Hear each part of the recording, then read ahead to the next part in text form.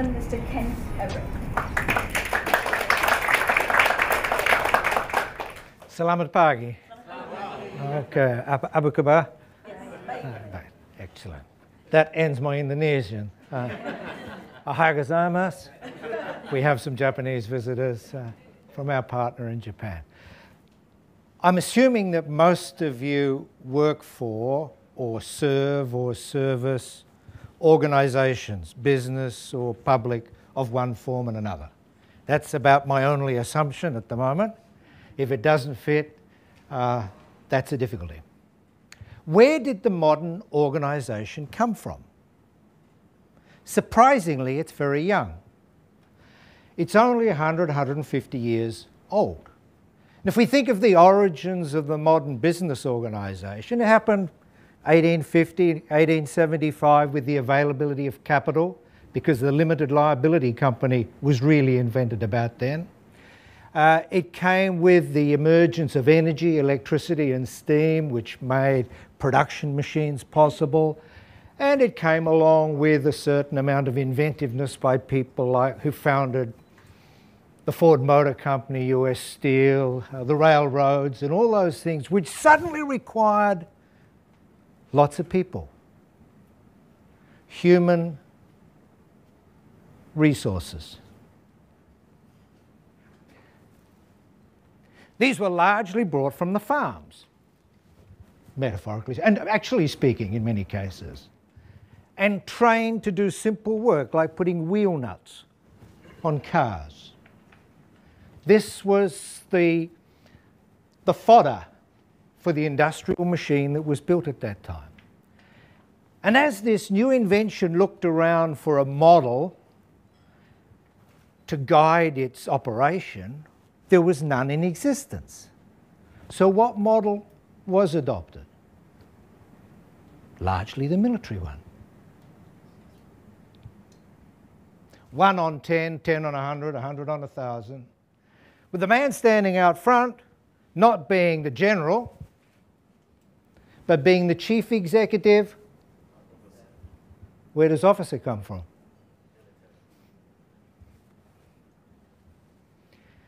This legacy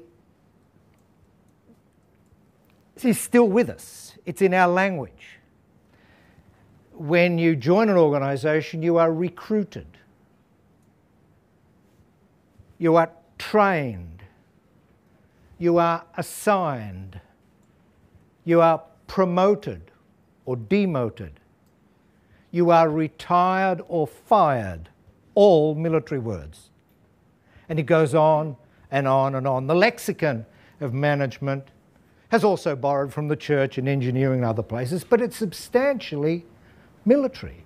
And the military operates, of course, on command and control.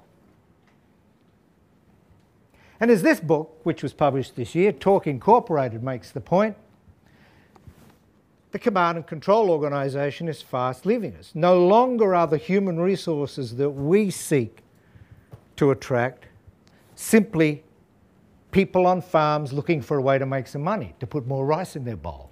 We're now dealing with educated people who have choices, who are wooed by the best companies and organisations in Jakarta and Indonesia and the world, and they are not going to be satisfied standing on a parade ground listening to the general telling them what to do. And yet, here you are in the parade ground. Look at you. You're not standing, you're not saluting. This is the modern parade ground. I'm up front at the moment. I'm the symbol of authority. Terrible, isn't it? You are the troops. In fact, we call the employees the troops, don't we? And notice you're looking at the backs, the heads of everybody. And notice also that conversation is impossible.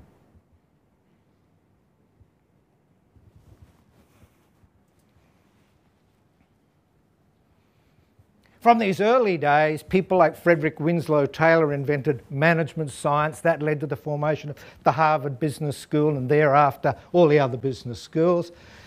Frederick Winslow Taylor's studies of people carrying iron, pigs of iron at the Bethlehem Steel Company led to the Arthur D. Little Company becoming a management consulting company, which they bequeathed McKinsey, they bequeathed Boston Consulting Group. It goes on and on and on. This is deeply in our genes. Now, of course, the world's changed, but in many ways it hasn't. And our language and the terms we use belie us. That's my experience. Indeed, as you can see, I'm pretty old. When I started working for IBM in the 1960s and I was selling computers to banks, the people I met with were called organisation and methods. Now, you're all too young to remember that. Sorry? Some of you have been reading books. But this was true. They were managers of organised. This is exactly Frederick Winslow Taylor stuff, still. And this is only in the 60s.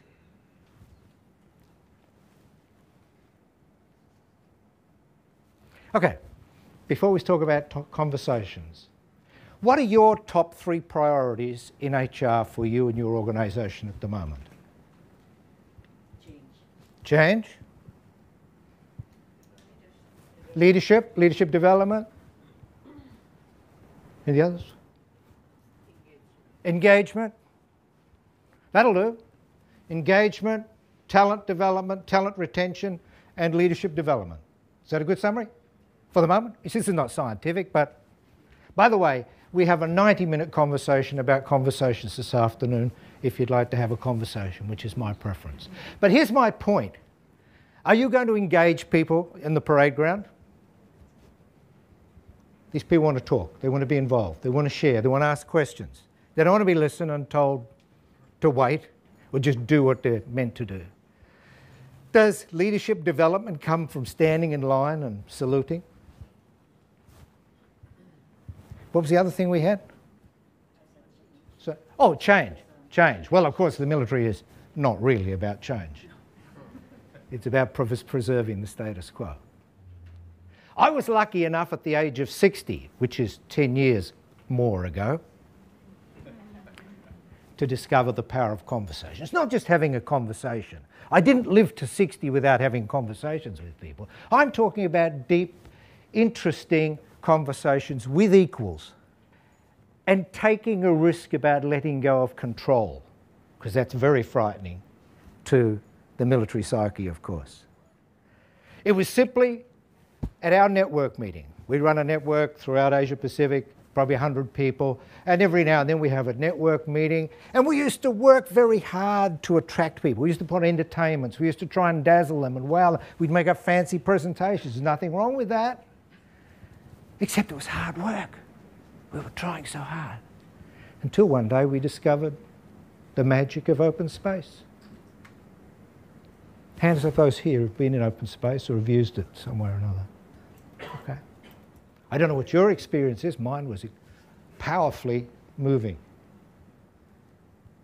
And after we gave control of the meeting to the people who were mature and talented, and after we let go trying to run things and just acted as the host instead, as we sat in the circle rather than stood up the front, powerful change took place.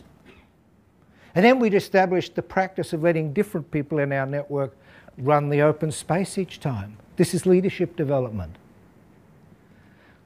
We also noted a lot of other things.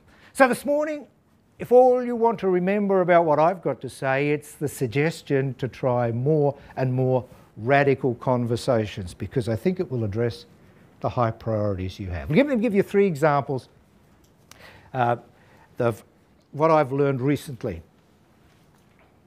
One from England, Ingris, huh? Heard of Tesco? Big retailer, number 3 in the UK, they were number 3 in the UK, number 1, now number 3 in the world. Terry Lay is the CEO, the ex-CEO, has just written a book in which he talks about their engagement with customers through conversations. In the old days when they refurbished a store or a supermarket, they would make the designs, they would talk to the architects. Then when it was all done, they would make a PR blitz and tell everybody how good and exciting the new stores were, and away they'd go. They don't do that anymore. What they do is they get the architects to draw up designs, then they invite the customers in to look at them. And they ask them, how does this work for you? What have we missed? Could we save money somewhere? What else could we do? And here's the value. Has anyone read this? They save £1 million per store. That's incredible. $1.5 million per store from the customer's input. That's a valuable conversation. It's about letting go. You know what challenges me? Am I talking to my customers enough? Who are your customers? Are you talking to them in conversations? My second example. A friend I met in May this year, only in New York. His name is Tonnes, T-O-N-N-E-S. And by the way, for some of you wondering, there is these notes that are in your materials there where I've probably got some of these names for you if they're a little hard to understand. Tonnes is a Norwegian who runs a computer software company, a security company.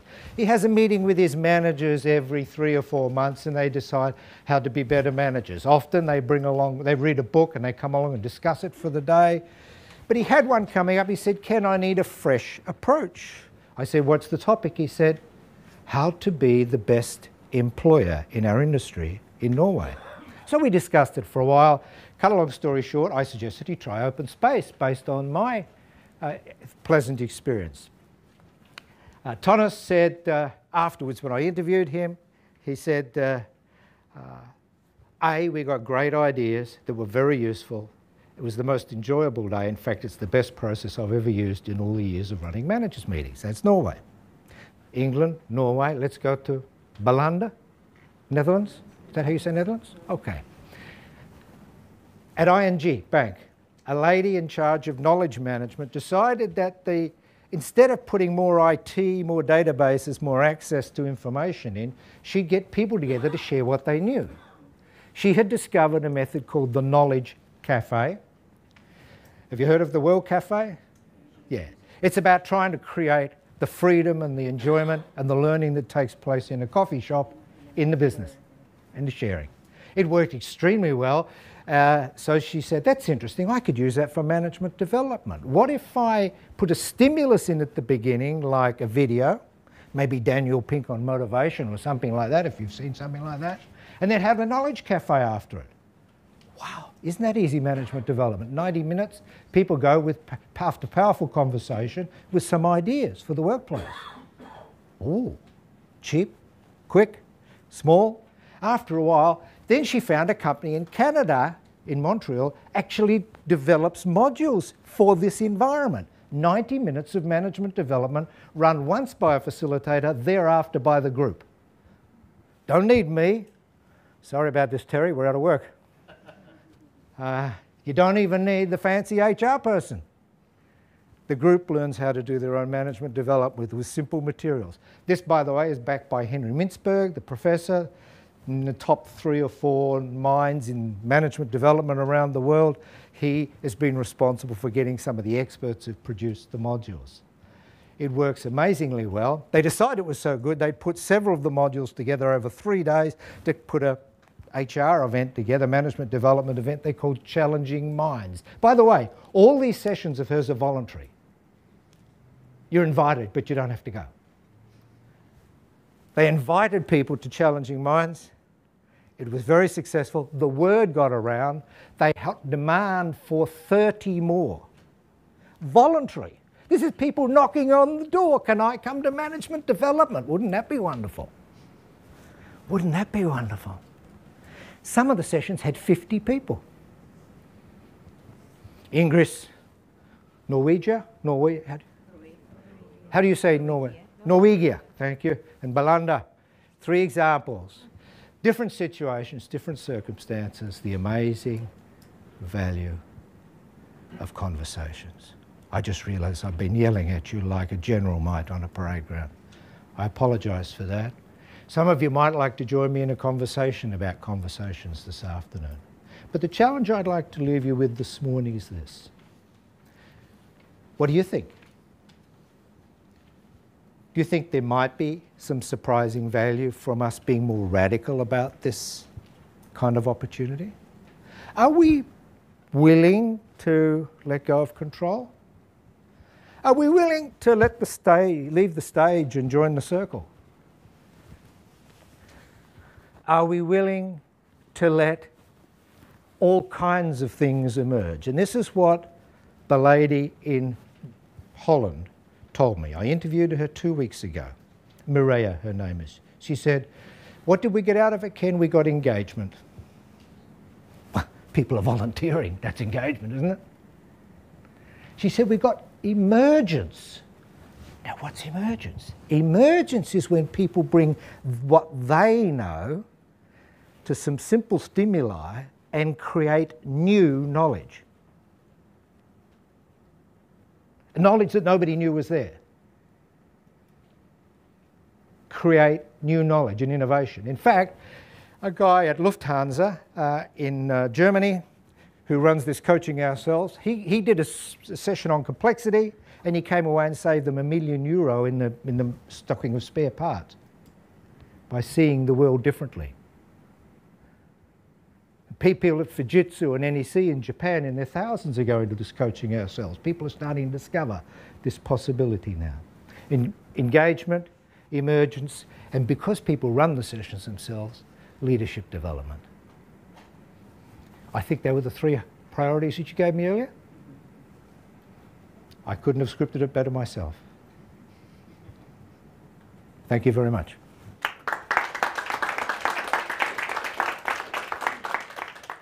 Can I get you all to stand up, please? Yes. And in the true fashion of command and control, and how we so love Nah, this is sweet facilitation. yeah, we are going to salute him. Are you ready? Okay, on the count of 2. 1, 2. Honey's. Thank you very much.